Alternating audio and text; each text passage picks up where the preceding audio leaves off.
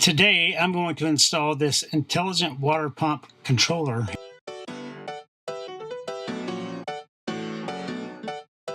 This is IRVWPC number 2. So this is the second iteration. If you don't know where your water pump is, you can consult your manual, the paper manual. It has a diagram of the water system in your rig.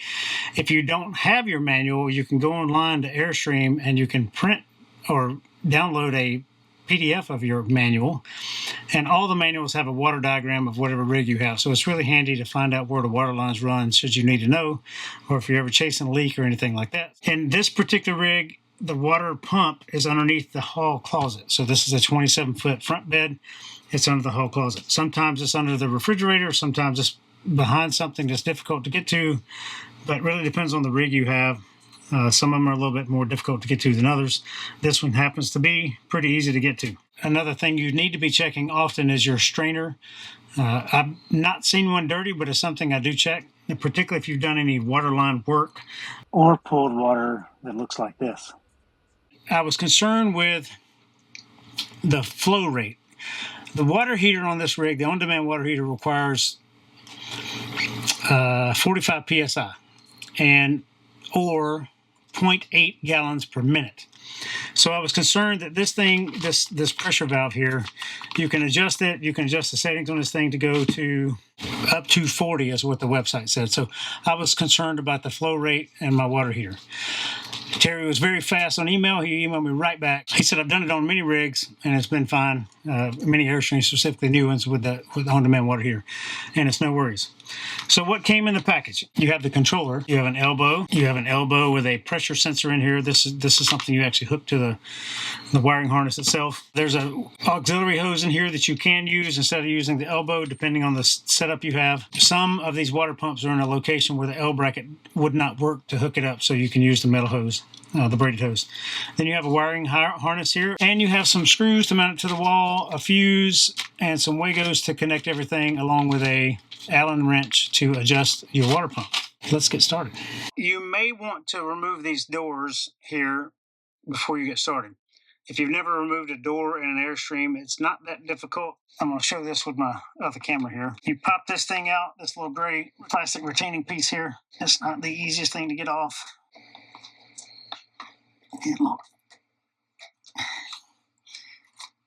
So once that's off, then you can push this like that, and that thing comes out, pops out pretty easy.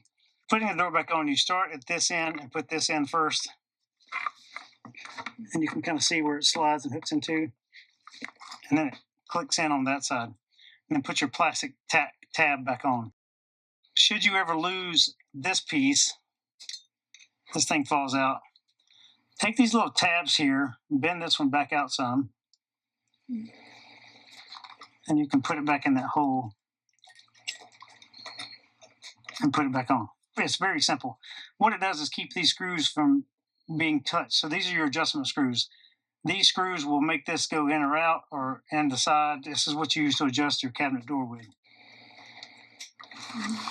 Back to the water pump. One of the first things to note is there's an installation video already on his website, so you don't really need to watch me do it. You can watch it done by the guy who owns the thing. And it says in here the number 2, the controller, so it says number 2 on the edge over there. It will work with tank and tankless applications.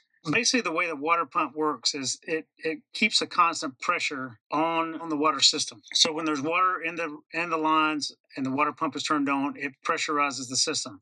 At the time where that pressure drops below the designated pressure, typically 50 psi, it will turn itself on and start pumping water until it reaches that pressure again.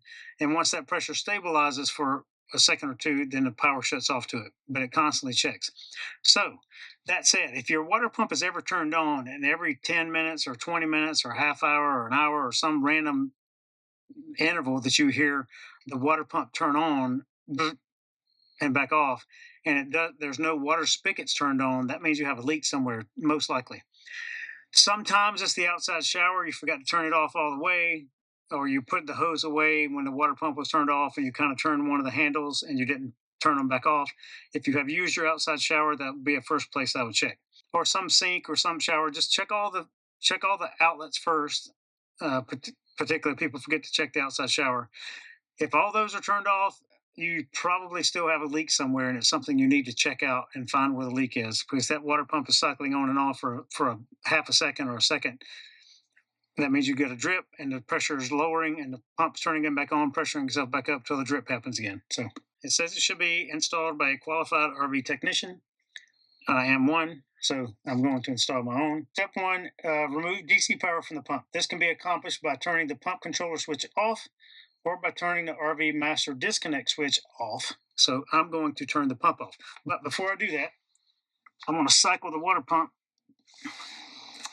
so we can all hear what it sounds like now. And hopefully it's quieter. Let me turn it back on. Water pump coming on.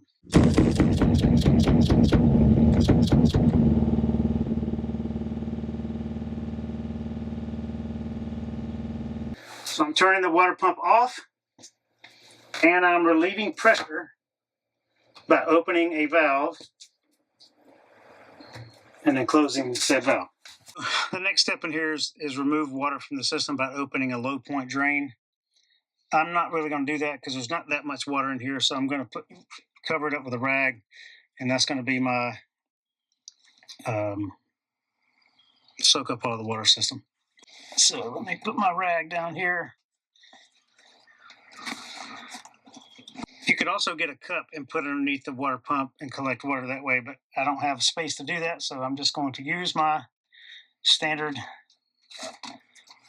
rag here. If you don't know which one is your inlet water side, it's the one with the strainer, and it's the one where your winterization hose hooks up. So if you have a cut valve there for your winterization hose, that's water coming into the pump. Water goes out the other side. So on this one, it's over here. So here's my strainer, and there's my winterization valve. So the outlet side of the water pump is over here.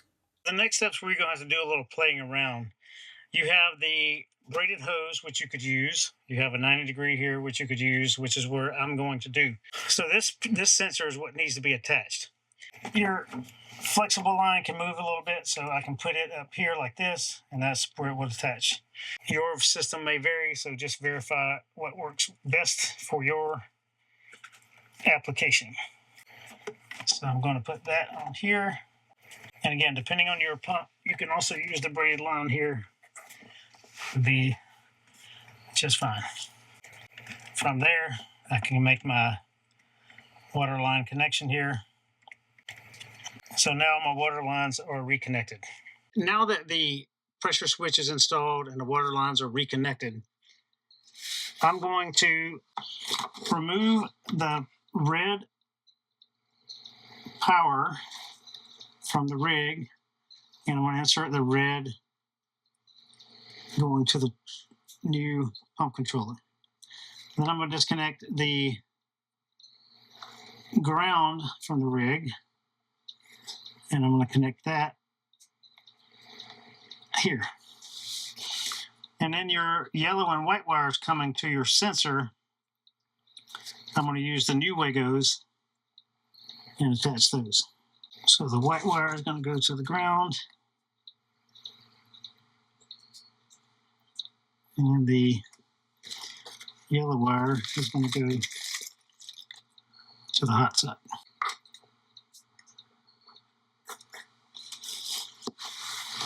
So now, with the sensor disconnected, I'm going to go purge the system and turn the water pump on. And the LED light turned green for a while, and I've got a little bit of a water leak here.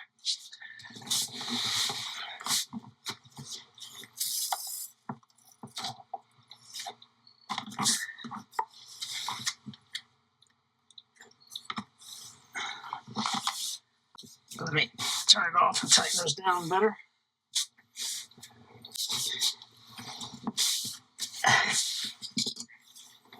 Put my towel back in here and wipe up my water real quick. Now,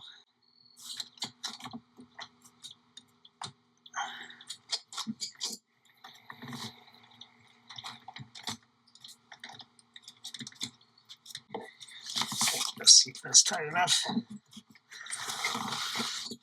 So ensure the pressure sensor is connected. The pressure sensor connector is disconnected. So this is disconnected. Restore the power to the pump and observe the LED indicators. They should appear as follows.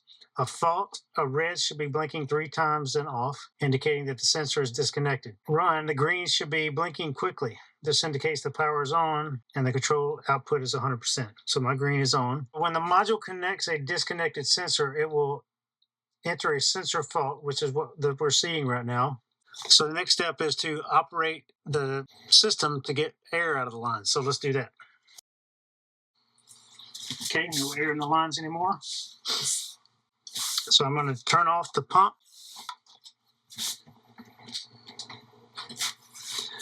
Now I'm going to connect the sensor.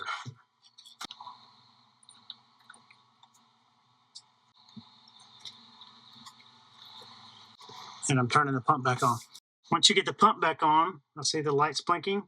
Now I'm going to slowly open the faucet to get the flow rate correctly.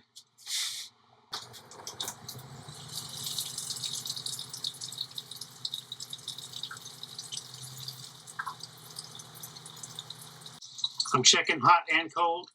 All right, a couple things while I'm in here. I'm going to install this underneath the cabinet with some double-sided tape. It comes with screws, but it's just easier for me to stick this up here. I may screw it in later, but right now I'm going to put on some double-sided tape. And I want to attach it in here to a point where I can still see the blinking light. And I'll do something in a bit to clean up these wires some so they're not all separated. But one other thing that's in here that I want to talk about real quick is a little Allen key.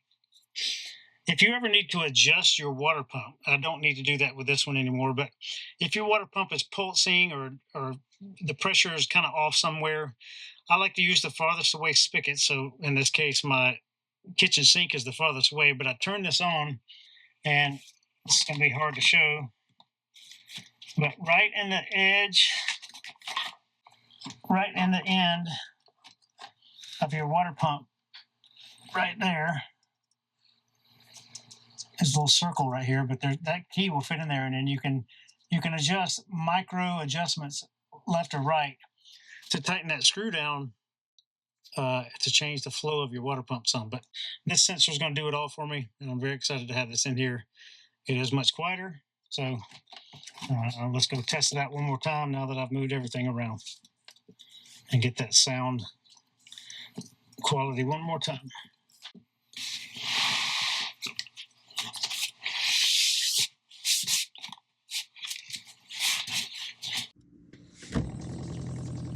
I can barely even hear it.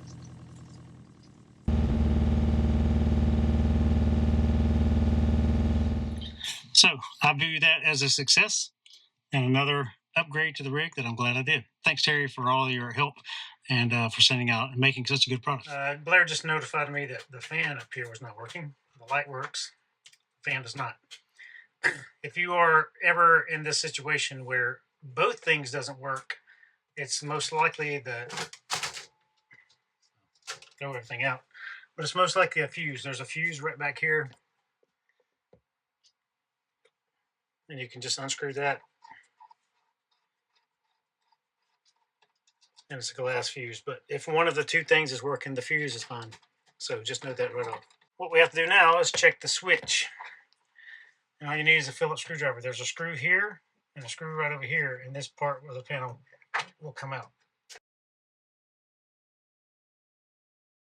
And oddly enough, I have never in multiple years seen one of these switches go bad. But 2 weeks ago, there was another Airstream couple here in this park staying right next to us, and I went over to help them out with something, and they had a bad switch in theirs. So it's very strange that that's happened twice in a row. So the switches are right up in here. It's not easy to get into there because there's two tabs that spread apart that hold it in a hole, and it's just not easy to get your hands up in there to pull it out.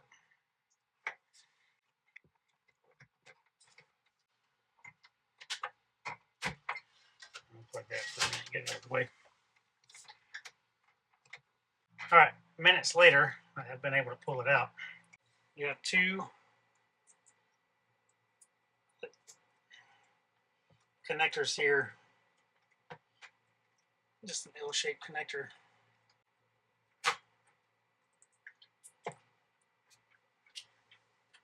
So if I were to take these straight across, I could turn it on. It just closes the connection.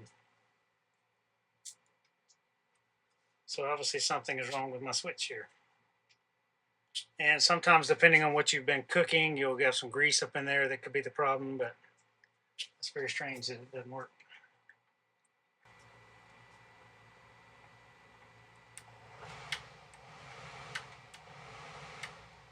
Now it's working.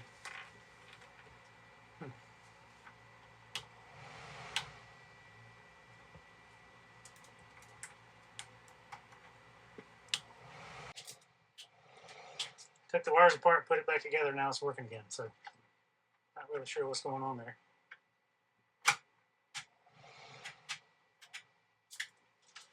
So that works.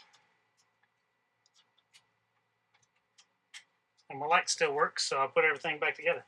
So anyway, it's working again. Not really sure what that problem was, but maybe it's just a wire connection. There was a little plastic clip on the back of the wire, that little L-shaped plastic clip that was disconnected, so maybe just the wire was loose in there. But now you know that you can replace these. And if you need one, you can't find this on Amazon, but you can find it from Woodland Airstream. They have an awesome selection of parts online too. So let's put this back together. And just a reminder, when you're putting this back in the mesh screen, make sure these tabs are not flat. And there's a little slot back here that they go into. So put those in. So make sure this part of the handle is down, not this side. Because if you get it in upside down, it's very hard to get out. I'll say that from experience.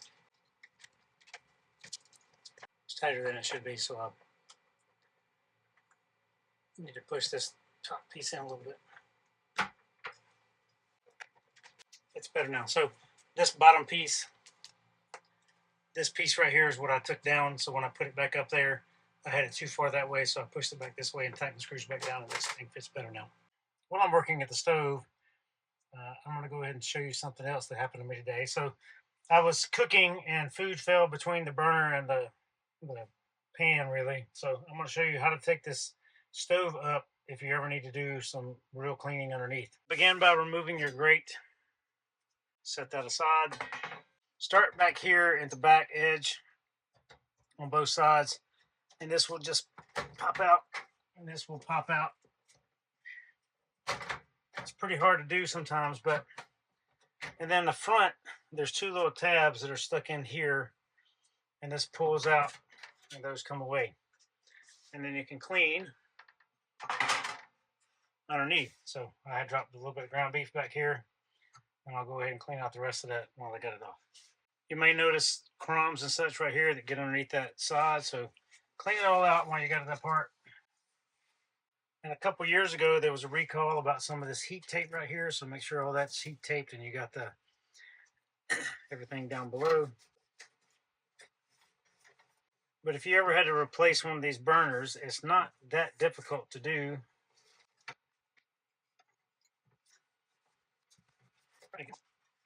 Now, putting it back in, I'm going to start up here at the front edge. So there's two little tabs again right here and here that have to go into a slot. So put those in first, and then snap in the back. I'm going to get my cleaning rag and clean this tray out. And while I'm here, if you ever notice these little rubber gaskets here where your rack sits into, you can get replacements for those pretty easy. And what I use is multi-surface cleaners of some sort. I have Clorox wipes, I have glass cleaner, just whatever really works, whatever you know use in your normal house is fine here. And then putting your grate back on. then I can clean off my glass. Now we're good to go. Thanks for joining me. No worries. This thing works just fine with that. Done it on my pipe. No. No. Down. Down.